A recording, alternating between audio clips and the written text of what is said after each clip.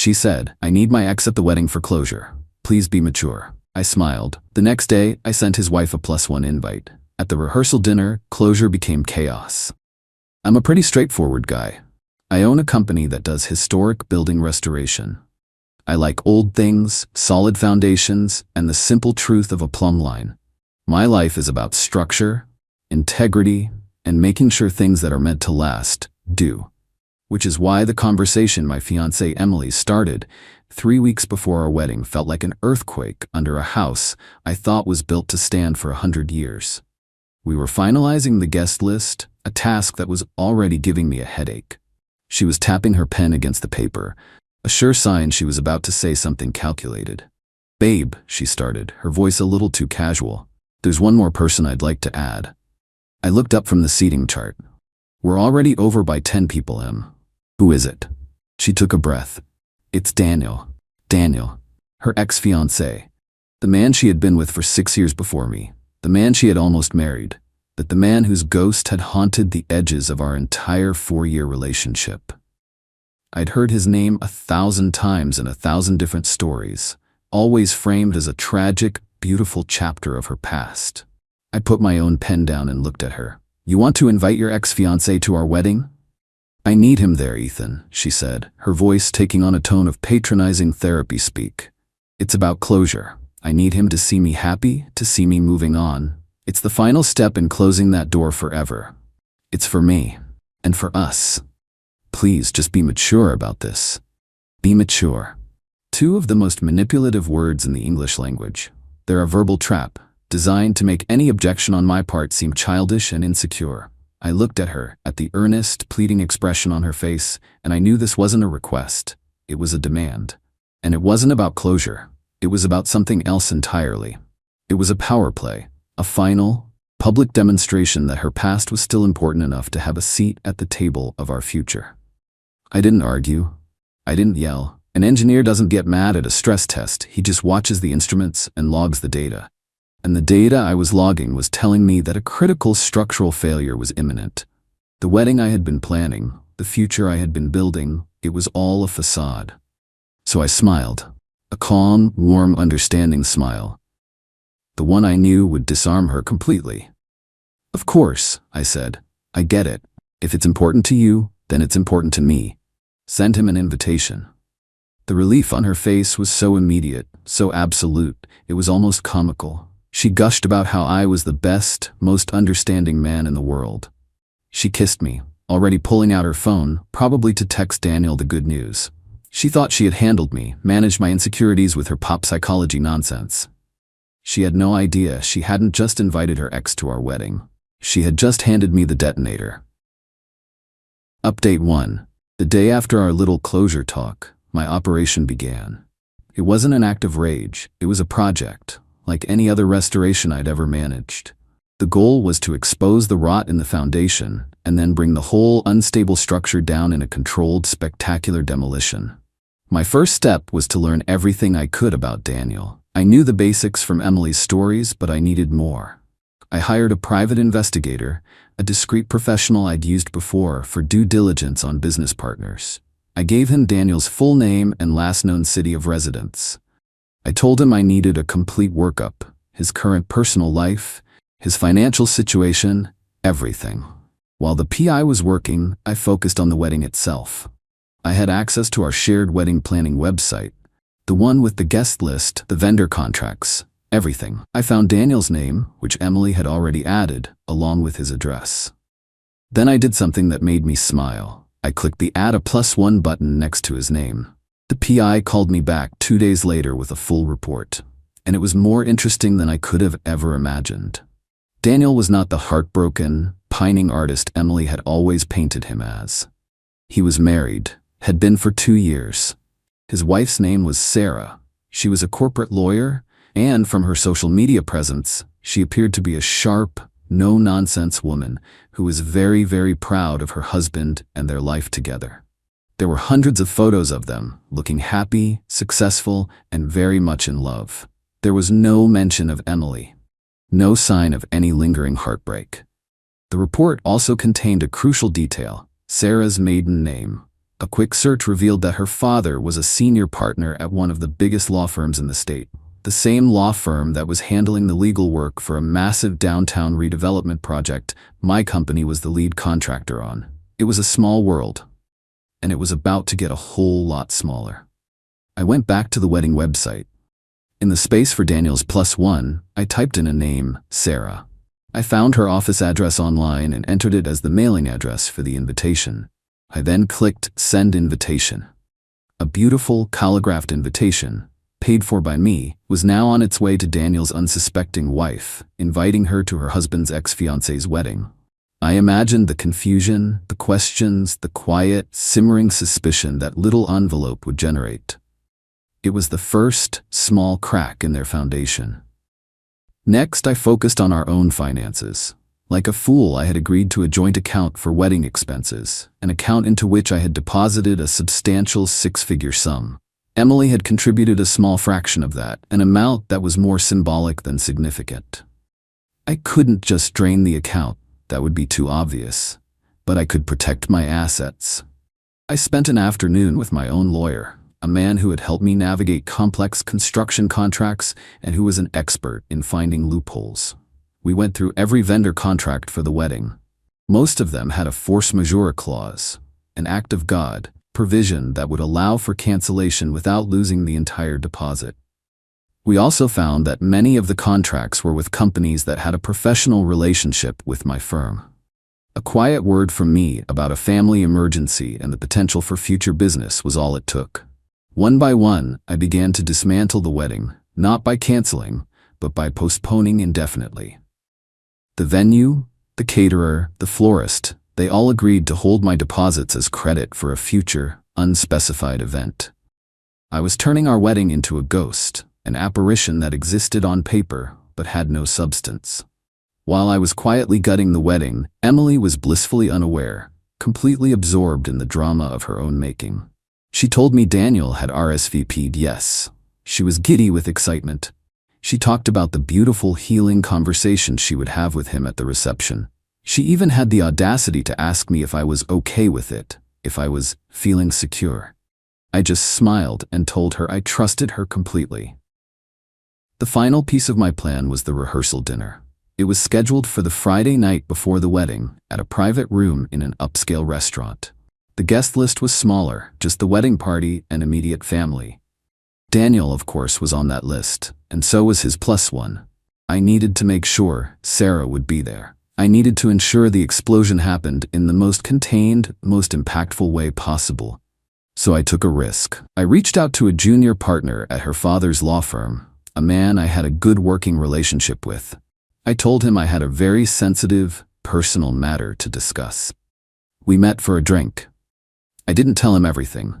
I just told him that a man named Daniel, the husband of one of their firm's rising stars, was on the guest list for my wedding, and that I had reason to believe his presence was not entirely innocent.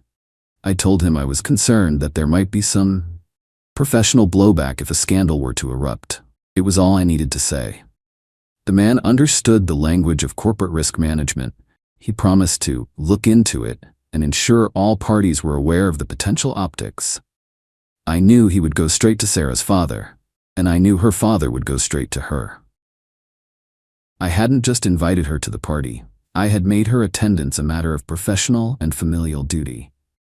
The stage was set. The actors were all in place. All I had to do was wait for the curtain to rise. Update 2. The night of the rehearsal dinner was a masterclass in controlled chaos. The private room at the restaurant was beautiful, all dark wood and soft lighting. My family was on one side, Emily's on the other. Her parents were in their element, holding court, basking in the glow of a wedding they believed would elevate their social standing. Emily was practically vibrating with a nervous, excited energy. She kept glancing at the door, waiting for her guest of honor to arrive. Daniel arrived first, alone. He was exactly as I had pictured him. Handsome in a bland, generic way, with the easy, unearned confidence of a man who has never been told no.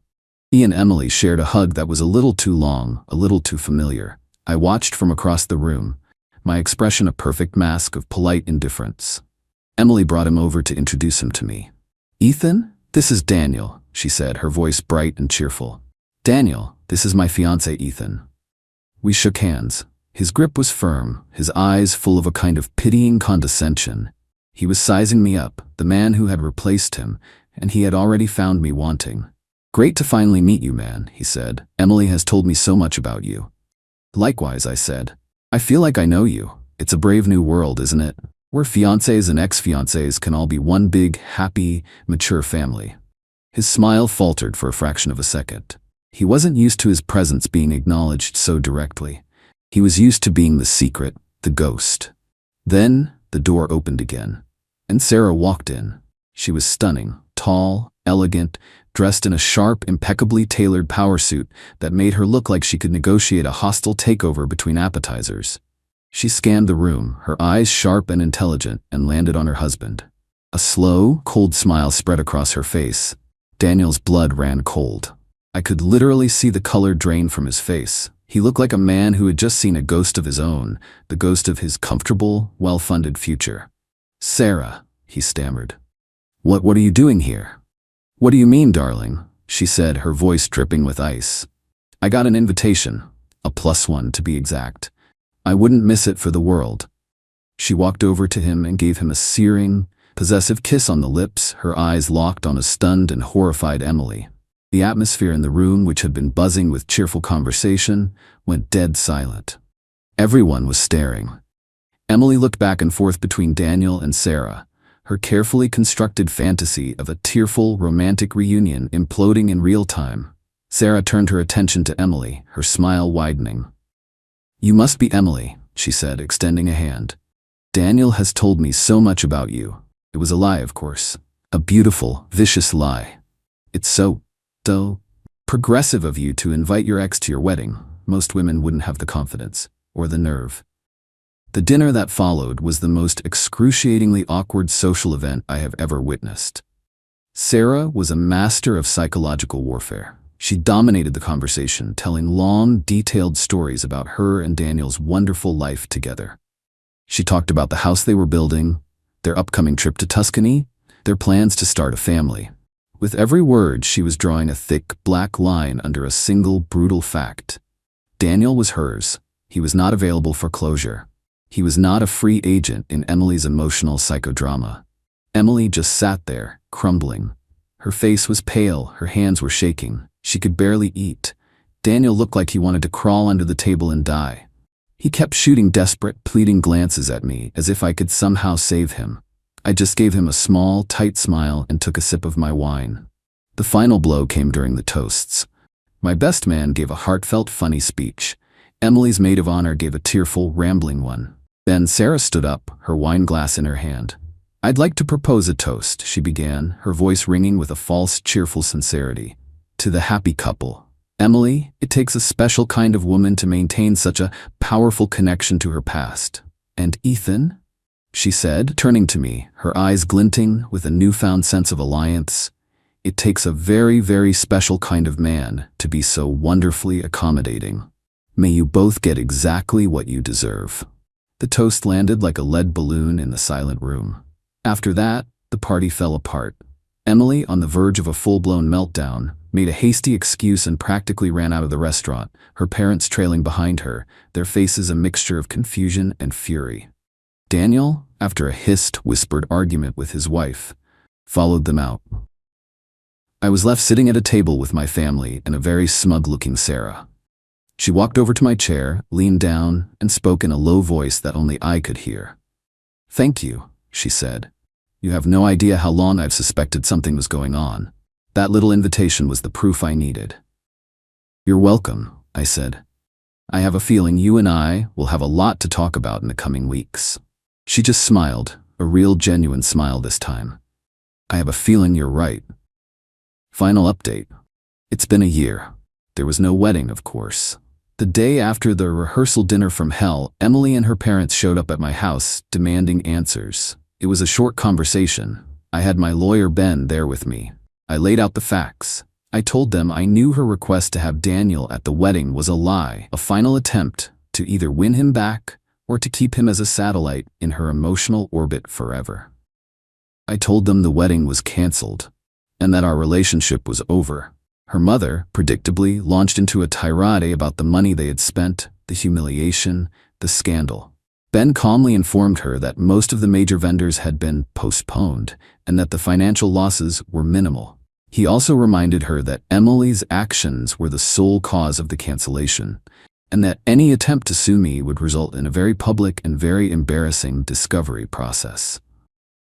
The breakup was messy but swift. Emily, deprived of the wedding that was supposed to be the crowning achievement of her life, had a complete and total meltdown. Her parents, more concerned with their own social standing than their daughter's emotional state, were furious with her for causing such a public scene. Daniel and Sarah's story had its own dramatic conclusion. Sarah, armed with the knowledge of her husband's planned infidelity, filed for divorce. Her father's law firm, eager to avoid any association with a messy public scandal, put its full weight behind her. Daniel, faced with the prospect of a legal battle against a corporate Goliath, was forced to agree to a settlement that was, by all accounts, financially devastating for him. He lost the house, the car, and a significant portion of his assets. The last I heard, he's living in a small, rented apartment and has completely fallen out of the high-powered social circle his wife had provided him. As for me, I executed the final phase of my plan. The credits I had with the wedding venue, the caterer, and the florist were not going to go to waste. 2 months after the breakup, I hosted an event. It was a fundraiser for a local charity that supports historic preservation, a cause I'm passionate about. I invited every single person who had been on our original wedding guest list. The event was a huge success. We raised over $100,000 for the charity, and I made a point of publicly thanking my new business partner and the co-chair of the event, Sarah. She and I had, in fact, had a lot to talk about. We discovered a shared passion for business, for strategy, and for a no-nonsense approach to life. After her divorce was finalized, we decided to go into business together, launching a consulting firm that advises on complex legal and logistical challenges in the construction and real estate industries. Our firm is now one of the most successful in the city. We are partners, colleagues, and the best of friends. Nothing more, but that is more than enough. Emily, I've heard, is still living with her parents. She's not dating anyone. Her reputation as a drama queen and a manipulator has made her radioactive in our old social circle. She has, in the end, been left with the one thing she claimed she wanted: closure. The door to her past and to her future has been slammed shut, and she has no one to blame but herself. My revenge wasn't about a single night of chaos. It was about building a better, stronger structure on the ruins of a failed one. And that, I've found, is the most lasting victory of all. She said, "I'm offended. You're weird for asking me money. It's my money. All I did was ask for $80 just to see if she would give it." I just smiled and stayed quiet. Weeks later, when I filed for divorce, she broke down crying. "You're leaving me over $80? It wasn't about the $80. It was never about the $80. It was about what the $80 represented. It was a test, a final, simple diagnostic on a marriage I already knew was flatlining. My wife, Maya, just didn't know she was being tested. She thought she was just having another normal Tuesday. For 12 years, I have been the sole provider for our family. I own a civil engineering firm that I built from the ground up. We design and oversee major infrastructure projects, bridges, highways, water systems. It's a high-stress, high-stakes business, but it has afforded us a life I never could have imagined when I was a kid eating ramen noodles in a tiny college apartment. A big house in a gated community, 2 luxury cars, country club membership, annual trips to Europe. I worked, she spent. That was the unspoken contract of our marriage. But over the last few years, the contract had been unofficially amended, at least in her mind. It was no longer our house, it was my house. The Mercedes SUV was my car. The money in our joint account was, apparently, my money. She had transitioned seamlessly from a partner in a marriage to a queen ruling over a kingdom I was required to fund. Her sense of entitlement had become a living, breathing thing in our house. She'd complain about the landscapers not trimming the hedges to her exact specifications. She'd sigh dramatically if I came home from a 14-hour day at the office and forgot to take my work boots off at the door. She treated me less like a husband and more like a high-performing but slightly disappointing employee. So the test. It was simple. I was heading out to a site meeting and realized I had no cash in my wallet. The site was in a rural area, and the small lunch spot everyone on the crew went to was cash only. I knew Maya had just come back from the bank. She kept a stash of cash in her purse for her weekly spa appointments and lunches with her equally unemployed, equally wealthy friends. I walked into the kitchen where she was scrolling through a designer handbag website on her laptop. "Hey," I said, "do you have any cash on you? I need to grab some lunch, and I don't have time to hit an ATM." She didn't even look up from the screen. "How much do you need?" $80 should do it," I said. She finally looked up, her perfectly sculpted eyebrows furrowed in annoyance. She looked at me like I had just asked to borrow a kidney. She let out a long, theatrical sigh and opened her purse. She pulled out her wallet, which I could see was thick with $20 bills. She slowly counted out 3 of them. $60. She held them out to me. "Here's 60, she said. 80 is a little much." I just looked at the 3 bills in her hand. I said 80.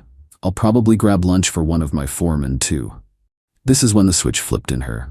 The annoyance turned into genuine, righteous indignation. She put the money back in her wallet and snapped it shut. She scoffed, a sharp, ugly sound. "I'm offended.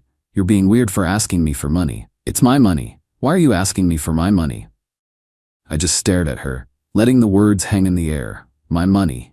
The money I had transferred into our joint account from my business account just 2 days prior. The money that came from my sleepless nights, my endless stress, my constant travel. It was hers. I just smiled. A calm, empty smile. "You're right," I said quietly. "My mistake." I turned and walked out of the kitchen. I didn't argue. I didn't raise my voice. I didn't point out the mind-bending hypocrisy. In that moment, with that one simple, arrogant statement, she had given me all the clarification I needed. Our marriage wasn't a partnership.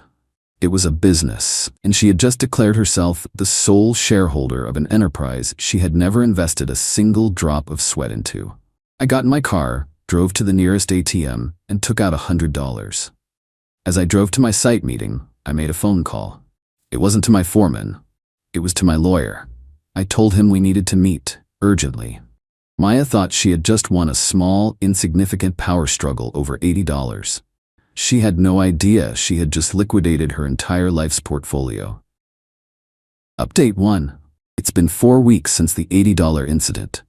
4 weeks of playing the part of the dutiful husband while my lawyer and I methodically prepared for the demolition of my marriage. For Maya, life has been a wonderful dream. For me, it has been a masterclass in strategic planning and emotional suppression. My lawyer, a guy named Steven who specializes in high-asset divorces, was blunt in our first meeting. "She's not entitled to your future earnings, but she is entitled to half of everything you've built during the marriage. We can't change that. What we can do is ensure the division is exact, transparent, and that you are protected from any future claims. We need to build an ironclad case before she even knows there's a war coming." The first step was a full forensic accounting of our lives. I hired a firm to go through 12 years of bank statements, credit card bills, and investment portfolios. The goal was twofold. First, to create a perfect, undeniable record of every marital asset, and second, to paint a crystal-clear picture of our financial dynamic. The report came back, and it was staggering. In 12 years of marriage, I had earned just over $15 million. Maya had contributed a grand total of 0. Her spending, however, was a work of art. The report detailed it all. Hundreds of thousands on designer clothes and accessories, luxury vacations, spa treatments, country club fees, and what was listed as household expenses, which included a $10,000 set of dining chairs she had bought and then decided she didn't like. The document was a monument to her life of consequence-free consumption. While the accountants were working, Stephen and I were building the legal framework. We drafted the divorce petition and a proposed settlement. We were going to offer her exactly what the law dictated: 50% of the net marital assets. This included half the value of the house, half of the investment accounts, and half of my retirement funds. It was a generous multi-million-dollar offer. But it came with a very important condition. a complete and total waiver of any future alimony or spousal support. Stephen was confident that given the size of the settlement and the clear evidence of my being the sole provider, a judge would see this as more than fair. The hardest part was the business. My engineering firm was my life's work. Under the law, the value of the business had grown during the marriage, and she was technically entitled to a share of that growth. This is where Stephen earned his exorbitant fees. We had the business professionally evaluated. Then, we structured the settlement offer in a way that would be almost impossible for her to refuse. We would buy out her share of the business. She would get a massive, one-time, tax-free cash payment, severing her from the company forever. It was a huge check, but it was the price of my freedom and the future of my company. At home, I was a ghost. I was polite, distant. I went to work, I came home, I played with the kids, and I avoided being in the same room with her as much as possible. She didn't seem to notice. She was too busy planning her 40th birthday party, a lavish affair she was organizing at the country club. She was talking about flying in a specific DJ from Miami, ordering a custom-made couture gown. She was spending money we didn't have, on a future she wasn't going to be a part of. She'd show me pictures of dresses on her phone. "What do you think of this one, honey?" "Looks nice," I'd say, not looking up from my laptop. She'd sigh, annoyed at my lack of enthusiasm. "You have no taste. I'll just pick it myself. My party needs to be perfect. My party, my money, my life." The final piece of the plan was the timing. I needed to serve her with the papers in a way that was controlled and undeniable. Stephen advised against a dramatic confrontation. "This is a business transaction," he reminded me. "Treat it as such." So we waited. We waited for the accounting to be finalized. We waited for the business valuation to be complete. We waited for the settlement offer to be drafted and redrafted until it was a legal work of art, airtight and unassailable. Last week, everything was finally ready. The folder on my desk weighed about 5 pounds. It was the complete story of our marriage, told in numbers and legal clauses. Maya's birthday is tomorrow. She thinks she's getting a party, a new dress, and probably a new car. She has no idea. The party has been paid for with a deposit from our joint account, the last major expense that will ever come out of it. I've arranged for a process server to be at the country club tomorrow night. He will be posing as a club employee, delivering a special birthday message. She wanted me to learn that her money was her money. Tomorrow night, she's going to get the lesson of her life. She's going to learn the difference between her money and an actual income. And she's going to learn it in front of all the friends she's been trying so hard to impress. Final update. The party was exactly as tasteless and extravagant as I knew it would be. A massive ballroom draped in white fabric, a 5-piece band, an ice sculpture of her initials. Maya was in her element, floating through the room in a silver gown that probably cost more than my first year of college tuition. She was the queen, surrounded by her court of sycophants, all of them drinking my champagne and eating my food. I played my part. I mingled. I smiled. I shook hands with her friends' husbands, all of whom looked as bored and trapped as I felt. I made a short, polite speech, toasting my wonderful, incredible wife. She beamed at me from across the room, lapping up the public display of adoration, completely oblivious. The process server, a discreet man in a club uniform, made his move at exactly 9 p.m., right after the cake was cut. He approached our table with a single, long-stemmed rose and a thick, cream-colored envelope. "A special delivery for the birthday girl," he said with a professional smile. Maya was delighted. She probably thought it was a surprise from one of her friends, or maybe even a bonus gift from me. She took the envelope, a look of smug satisfaction on her face. She opened it, expecting a card, maybe a check. I watched her face as she pulled out the top page. I saw the moment her eyes scanned the heading, "Petition for Dissolution of Marriage." The change was instantaneous and total. The color drained from her face, the smug smile evaporated, replaced by a slack-jawed look of pure, uncomprehending shock. Her hands started to shake. She looked at me, her eyes wide with panic and confusion. I didn't say a word. I just took a calm sip of my wine, held her gaze, and gave her a small, slow nod. Yes, this is real. Her friends started to notice something was wrong. "What is it, Maya? What's wrong?" one of them asked. She couldn't speak. She just kept staring at the papers, then at me. She was trapped. She couldn't scream. She couldn't make a scene. She was in a room full of people she had spent years trying to impress. Her perfect party was turning into her worst nightmare. I stood up. "If you'll all excuse me," I said to the table, "I think my wife and I have some things to discuss. Please enjoy the rest of the evening. It's all been taken care of." I walked out of that ballroom without looking back. I was home, sitting in my study with a glass of scotch when she finally arrived an hour later. She stormed in, the divorce papers clutched in her hand, her face a mess of running mascara and rage. "What is this?" she screamed, throwing the papers on my desk. "This is insane. You can't do this." "It's done, Maya," I said quietly. "It's a business transaction. Your lawyer will be in touch with mine." That's when the tears started. Not sad tears. The angry, frustrated tears of a child who has just had their favorite toy taken away. "You're leaving me? Over $80? She sobbed, finally landing on the one thing she could process. I almost laughed. "No, Maya," I said, leaning back in my chair.